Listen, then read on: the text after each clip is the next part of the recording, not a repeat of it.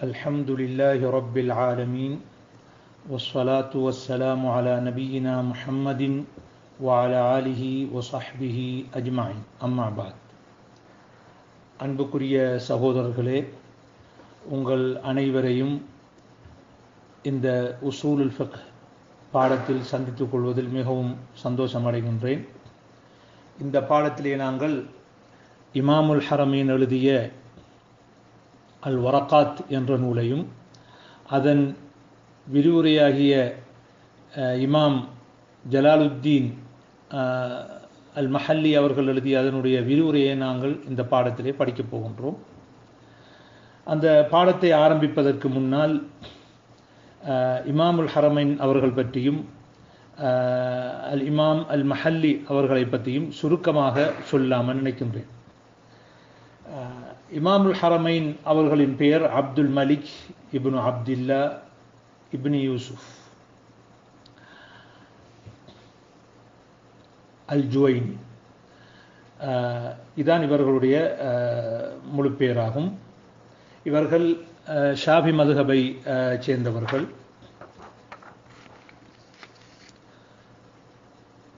ஹிஜ்ரி 419 ஆண்டு பிறந்தார்கள். ஹிஜ்ரி 478 மரணித்தார்கள் ரஹ்மஹுல்லாஹ். அதாவது 5ஆம் நூற்றாண்டு ஷாஃபி மதுஹபை சேர்ந்த 5ஆம் நூற்றாண்டு பிரசித்தி பெற்ற பெரிய அறிஞர்களில் ஒருவராவார். இவர் தனது தந்தை அடுத்தது மேலும் சில இமாம்களிடத்திலே கல்வி கற்றிருக்கிறார்கள். இவருடைய தந்தையும் ஒரு அறிஞராகும். அதாவது அப்துல்லா இப்னு யூசுப். இமாமுல் ஹரமீன் அவர்களுடைய பேர் அப்துல் மலிக் இப்னு அப்துல்லா என்று சொன்னால் அவருடைய தந்தையுடைய பேர் அப்துல்லா இப்னு யூசுப். அவர்களும் ஒரு ஷாஃபி மதுஹபை சேர்ந்த ஒரு பெரிய ஒரு அறிஞராக இருந்தார்கள். அவருடைய தந்தையை பற்றி நான் இமாமுல் ஹரமீன் அவர்களை பற்றி கூறியதன் பின்பு நான் அவருடைய தந்தையை பற்றிய ஒரு சிறிய ஒரு அறிமுகத்தை முன்வைக்கிறேன் இன்ஷா அல்லாஹ்.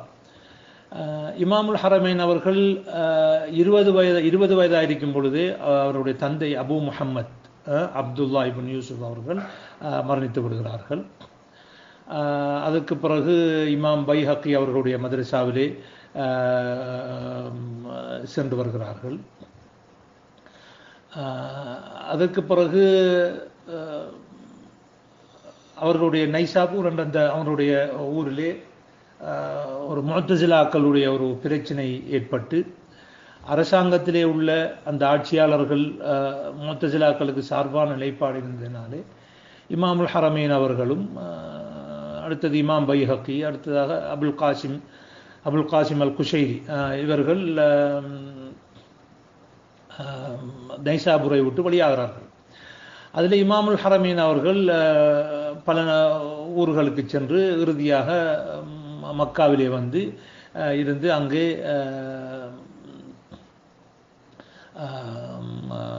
பாடம் நடாத்தி கொண்டு ஃபத்வாக்கள் கொடுத்து கொண்டு இருந்தார்கள் மக்காவிலே. பின்பு 4 வருடம் மக்காவில் இருந்ததுக்கு பிறகு மதினாவுக்கு போய் மதினாவிலையும் சிறிது காலம் அங்கேயும் தத்ரீசன் வ இஃப்தான் அதிலே ஈடுபாடு இருந்துவிட்டு மீண்டும் அவர்கள் என்ன செய்கிறார்கள், நைசாபூருக்கு வருகிறார்கள். அவர்கள் நைசாபூருக்கு மீண்டும் வருவதற்கு காரணம் அந்த முஅத்தஸிலாக்களுடைய அந்த பிரச்சினை அமர்ந்து விட்டதனால் அவர்கள் மீண்டும் நாடு திரும்புகிறார்கள். அது வந்தது பிரகாரம் அப்போ இந்த அரசர் அல் மதரசன் நிலாமியா என்று சொல்லக்கூடிய அந்த மதரசாவிலே அது ஒரு அந்நேரம் ஒரு பெரிய ஒரு நமது காலங்களிலே பல்கலைக்கழகங்கள் ஒரு பெரிய ஒரு கல்வி ஸ்தானமாக பெரிய ஒரு நிறுவனமாக இருப்பது போன்று அந்த காலத்திலே அல் மதரசன் நிலாமியா என்பது ஒரு முக்கியமான ஒரு இடமாக இருந்தது. ஒரு முக்கியமான ஒரு கல்விக்கூடமாக இருந்தது. அதிலே அவர்கள் ஃபத்வா கொடுத்து அதே போல தத்ரீஸ் செய்து அடுத்தது மௌஇலா உபதேசங்கள் செய்யக்கூடியவர்களாக இருந்து அன்னார் அவர்கள் 478 மரணித்தார்கள். இவர்கள் ஃபிக்ஹிலே நிறைய நூட்கள் எழுதியிருக்கிறார்கள். அதிலே ஒரு முக்கியமான நூல் தான் நிஹாயத்துல் மத்லப். அந்த கிதாப் வந்து மிகவும் பெறுமதியானதாகும். இப்பொழுது அது தற்போது அது பிரிண்ட் பண்ணப்பட்டிருக்கிறது. ஷாஃபி மதுஹபிலே ஒரு முக்கியமான நூலாக கருதப்படுகிறது. எந்த அளவுக்கு நாங்கள் ஷாஃபி மதுஹபிலே முந்திய அறிஞர்களுடைய கருத்துக்களை நேரடியாக அவருடைய நூல்களிலே பெறும் பொழுது அந்த ஃபிக்ஹுக்களை ஷாஃபி மதுஹப் பற்றிய அறிவு கூடுதலாக ஏற்படக்கூடிய வாய்ப்பு இருக்கிறது. அடுத்ததாக உசூல் ஃபிக்ஹுலையும் அவர்கள் இந்த அல் வரக்காத் என்ற கிதாபை எழுதியது போன்று வேறு சில நூட்களையும் எழுதியிருக்கிறார்கள். அல் புர்ஹான் என்ற உசூல் ஃபிக்ஹ் ஒரு அது கத்தரிலே 2 முஜல்லதிலே முன்பு என்ன செய்யப்பட்டது, வெளியிடப்பட்டது. இப்பொழுது புதிய பிரிண்டுகளாக வந்திருக்கின்றன. அதுவும் ஒரு உசூல் ஃபிக்ஹிலே ஒரு பெருமதியான ஒரு நூல். அதே போன்று தல்ஹீஸ் என்ற ஒரு கிதாபும் எழுதியிருக்கிறார் உசூல் ஃபிக்ஹிலே அவர்கள் எழுதியிருக்கிறார்கள். எனவே அவர்களுக்கு இப்போ நாங்கள் கிட்டத்தட்ட எங்களுக்கு 3 கிதாபுகள், இந்த முக்கிய கிதாபுகள் உசூல் ஃபிக்ஹிலே அவர்கள் எழுதியிருக்கிறார்கள். அந்த அவர்களுடைய அந்த ஃபிக்ஹ் அந்த உசூல் ஃபிக்ஹிலே உள்ள ஒரு அவங்களுடைய அந்த திறமையை அறிவை பயன்படுத்தி தான் சுருக்கமாக ஆரம்பமானவர்களும் நடுத்தரமான மாணவர்களும் அறிந்து கொள்ளும் முகமாக இந்த வரக்காத் என்ற நூலை என்ற சிறிய நூலை எழுதியிருக்கிறார்கள். இவர்கள் அகீதாவிலே அஷ்அரியா கோட்பாட்டிலே உள்ளவர்கள். அந்த அஷ்அரியா கோட்பாட்டிலேயும் நிறைய நூல்கள் எழுதியிருக்கிறார்கள். அல் இர்ஷாத் என்ற கிதாப் எழுதியிருக்கிறார்கள். லுமாவுல் அதில்லா என்று எழுதியிருக்கிறார்கள். இப்படியாக பல நூல்கள் அவர்கள் எழுதியிருக்கிறார்கள். ஆனால்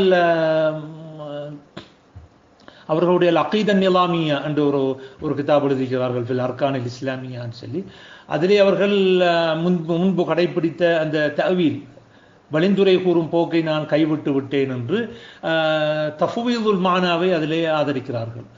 தஃவீதுல் கைஃப் அல்ல, அல்லாஹ்வுடைய சிபாத்துகள் எவ்வாறு என்று கேட்கும் பொழுது அது அல்லாஹுக்கு தான் தெரியும் என்று சொல்கிறார். அந்த கருத்தல்ல, அந்த சிபாத்துகளுடைய அந்த நுசூஸ்களுக்கு கருத்தில்லை.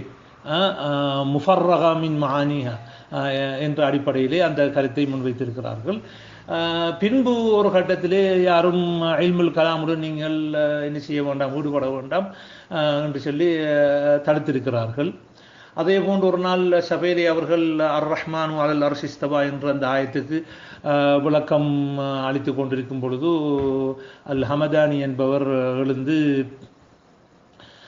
நீங்கள் சொல்வதெல்லாம் இருக்கட்டும், ஆனால் நாங்கள் அல்லாஹ் என்று சொல்லும் பொழுது எங்களை அறியாமலே மேலே தானே போகின்றது, இதை எப்படி தடுப்பது, இதுக்கு ஒரு மருந்து சொல்லுங்கள் என்று சொன்ன பொழுது அவர்களுக்கு ஒரு ஆச்சரியம் ஏற்பட்டு ஒரு தடுமாட்டம் ஏற்பட்டு ஹையரணி அல் ஹமதானி ஹமதானியனை தடுமாற வைத்து விட்டார் என்று சொல்லி நினைந்தார்கள். அந்த அந்த அந்த மஜ்லிஸை விட்டு மொழியானார்கள். அப்போ இதிலிருந்து அவர்கள் ஒரு சத்தியத்தை அடைகிறதுக்கு முயற்சி செய்து கொண்டிருக்கிறார்கள் என்பதை நாங்கள் விளங்கிக் கொள்ளக்கூடியதாக இருக்கிறது. அன்னார் அவர்கள் ஹிஜ்ரி 478 மரணிக்கிறார்கள் ரஹ்மஹுல்லா. அடுத்ததாக அவருடைய தந்தையை எடுத்துக்கொண்டால் அவர்களுடைய தந்தை அப்துல்லா இப்னு யூசுப் ஒரு முக்கிய ஷாஃபி மதுஹபை சேர்ந்த ஒரு முக்கிய ஒரு இமாமாக இருந்தார்கள். அதுவும் ஒரு நடுநிலைமையான ஒரு போக்கை அவருடைய மதுஹபு பிடிவாதம் இருக்கவில்லை. ஏனென்றால் ஒரு கிதாப் எழுதினார்கள், அல் முஹீத் என்று சொல்லி ஒரு கிதாப் எழுதினார்கள். அந்த கிதாப் எழுதுகிற நோக்கம் எந்த மதுஹபையும் தளாமல் ஹதீஸை மட்டும் மையமாக வச்சு, அப்போ ஹதீஸ் எதை சரி காணுகிறதோ அதை தர்ஜீ பண்ற ஒரு அமைப்பிலே அல் முஹீத் என்ற கிதாபை எழுதினார்கள். அந்த கிட்டத்தட்ட 3 ஜுசுக்களை எழுதி, ஜுசு என்றால் அந்த காலத்தில் ஒரு சாதாரண பக்கங்கள் தான், ஒரு எடுத்து என்ன செய்தார்கள், இமாம் பைஹக்கி அவர்களுக்கு அனுப்பினார்கள். இமாம் பைஹக்கி அவர்கள் அதிலே ஹதீஸ் ரீதியான பிள்ளைகள் இருப்பதாக கூறி ஒரு கடிதத்தை அனுப்பினார்கள். அந்த கடிதமும் எங்களுக்கு சேர்ந்திருக்கிறது. அதை இப்னு சுபுக்கி அவர்கள் தபகாத் ஷாஃபிஇய்யல் குப்ராவிலே அந்த கடிதத்தை பதிவு செஞ்சிருக்கிறார்கள். அதற்கு பிறகு அவர்கள் முன்னெடுத்த அந்த முயற்சியை கைவிட்டு விட்டார்கள். இமாம் பைஹக்கி அவர்களுக்கு துவா செய்து ஹாதா பரக்கத்துல் இல்ம் என்று சொல்லி அந்த முயற்சியை கைவிட்டு விட்டார்கள். இது ஒரு பெரிய ஒரு நஷ்டமாகும். யாராவது ஒரு நூலை எழுதினால் அதிலே தவறு ஏற்படுவது சகஜமாகும். அந்த கிதாபை ஒரு முழுமையாக எங்களுக்கு முடித்து எங்களுக்கு இந்த கிதாபு சேர்ந்திருந்தால் ஒரு பெரிய பொக்கிஷமாக இருந்திருக்கும். ஆனால் அல்லாஹ் தஆலா என்ன செய்யவில்லை, அதை நாடவில்லை ரஹ்மஹுல்லாஹ். அவர்களுடைய முஸ்தலஹ் ஹதீஸிலே அவருடைய கருத்தை பற்றி சொல்லும் பொழுது சொல்வார்கள், அதாவது அந்த ஹதீஸுல் மௌதுவை பற்றி பேசும் பொழுது ரசூலுல்லாஹ் மீது எவன் வேணும் என்று பொய் சொல்கிறானோ அவன் காபிர் என்ற ஒரு கருத்தை அவர்களிடத்தில் இருந்தது. அது ஏனே அதுக்கு முந்தி இந்த இமாம்கள்ட்ட இருக்கவில்லை. இப்போ அவங்க அந்த கருத்தை சொன்னதுனாலே அவங்களோட பேரிலே, அதாவது கால அபு முஹம்மது அல் ஜுவைனி என கான யரா தக்ஃபீர மன் தஅம்மதல் கதிப அலன் நபி ஸல்லல்லாஹு அலைஹி வஸல்லம் என்று அந்த கருத்தை அவர்கள் அந்த முஸ்தலஹ் ஹதீஸிலே பதிவு செய்வார்கள். அடுத்ததாக நாங்கள் ஜலாலுத்தீன் அல் மஹல்லி அவர்களை வரலாற்றை எடுத்தால் அவர்கள் ஒரு ஷாவி மதுஹபை சேர்ந்தவர்கள். அவர்களுடைய பேர் முஹம்மது பின் அஹ்மத் அல் மஹல்லி. அல் மஹல்லிங்கிறது எகிப்திலே அல் கர்பியா என்ற அந்த மாகாணத்திலே மஹல்லத்துல் குப்ரா என்ற ஒரு இடம் இருக்கிறது, ஒரு நகரம். அந்த நகரத்திலே தான் அந்த நூல் உற்பத்தி எல்லாம் செய்யக்கூடிய ஒரு நகரமாகும். அந்த தான் மஹல்லத்துல் குப்ரா. அதிலே அந்த நிஸ்பாவில் தான் அல் மஹல்லி என்று அவர்கள் செய்து அழைக்கப்பட்டார்கள். இவர்களும் ஷாபி மதுஹபிலே நுணுக்கமான நூட்கள் எழுவதிலே மிகவும் திறமையானவர். அவருடைய ஷர்ஹுல் மஹல்லி அலல் மின்ஹாஜ் மின்ஹாஜ் நவவி நவீமாம் அவர்கள் எழுதிய அந்த மின்ஹாஜ் என்ற ஷரஹுக்கு அவர்கள் எழுதிய அந்த விரிவுரை மிகவும் ஒரு சுருக்கமாக இருந்தாலும் நுணுக்கமாகவும் ஒவ்வொரு வார்த்தைகளையும் தெரிந்து வடித்து எங்களுக்கு தந்திருக்கிறார்கள். அது மிகவும் ஒரு முக்கியமான நூலாகும். அது எங்களை மரிசாக்களில் படிப்பிக்கப்படுது. அதுவும் மிச்சம் ஒரு ஃபிக்ஹில் ஒரு முக்கியமான ஒரு கிதாபு. அந்த கிதாபுடைய பேர் கன்சுர் ராகிபீன். ஆனால் சில பிரிண்டுகளில் அந்த கன்சுர் ராகிபீன் என்ற கன்சுர் ராகிபீன் ஃபி மின்ஹாஜி தாலிபீன் என்ற பேர் வச்சார்கள். ஆனால் பெரும்பாலான அந்த தபாக்களிலே ஷர்ஹுல் மஹல்லி என்று பேர் இல்லாமல் தான் இருக்கின்றது. அவர்களும் எவ்வாறு ஷர்ஹுல் மஹல்லி மின்ஹாஜ் தாலிபீனை எவ்வாறு நுணுக்கமாக ஷர்ஹ் பண்ணார்களோ அதே போன்று இதையும் இந்த வரக்காத் என்ற நூலையும் நுணுக்கமாக சொல் ஆழங்கள் கருத்து ஆழங்கள் உள்ளதாக நினைக்கிறார்கள், இந்த ஷர்ஹ் பண்ணியிருக்கிறார்கள். நாங்கள் இன்ஷா அல்லாஹ் கூடியவரை அவங்களுடைய அந்த கருத்துக்களை நாங்கள் அந்த சொற்களை குறிய விளக்கங்களை கொடுப்பதற்கு குறிய விளக்கங்களை பெறுவதற்கு நாங்கள் இன்ஷா அல்லாஹ் முயற்சி செய்வோம். இப்ப நாங்கள் இமாமுல் ஹரமைன் இந்த வரக்காத்தை எடுத்துக்கொண்டால், இமாமுல் ஹரமைன் அவர்கள் தோன்றுவதற்கு முதல் அவர்கள் நூலை எழுதுவதற்கு முன்னாலே எழுதப்பட்ட நூல்கள் என்ன என்று நாங்கள் சுருக்கமாக நோக்குவோம். அதாவது உசூல் ஃபிக்ஹிலே இமாமுல் ஹரமைன் அவர்கள் இப்பொழுது ஞாபகம் வந்துவிட்டது. அந்த இமாமுல் ஹரமைன் என்று சொன்னதுக்கு காரணம், நான் முந்தைய அந்த வரலாற்றிலே சொல்லும் பொழுது சொன்னேன், அவர்கள் மக்காவிலே 4 வருடம் இருந்துவிட்டு பிறகு மதினாவிலே கொஞ்சம் காலம் இருந்துவிட்டு பிறகு மீண்டும் நைசாபூருக்கு திரும்பி வந்தார்கள் என்று. அப்போ எனவே அவர்கள் 2 மக்கா மதினாவிலே பாடம் நடத்தி ஃபத்வா கொடுத்து கொண்டிருந்ததுனால அவருக்கு இமாமுல் ஹரமைன், அவருக்கு அங்கே நாட்டுக்கு திரும்பினதும் நைசாபூருக்கு வந்ததும் அறிஞர்கள் அவருக்கு அந்த பட்டத்தை சூட்டினார்கள்.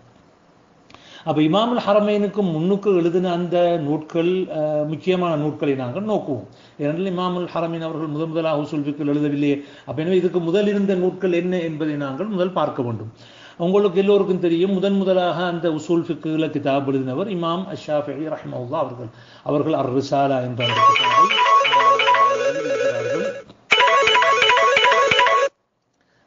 எழுதியிருக்கிறார்கள். அதே உசூல் ஃபிக்ஹிலே முதலாக எழுதப்பட்ட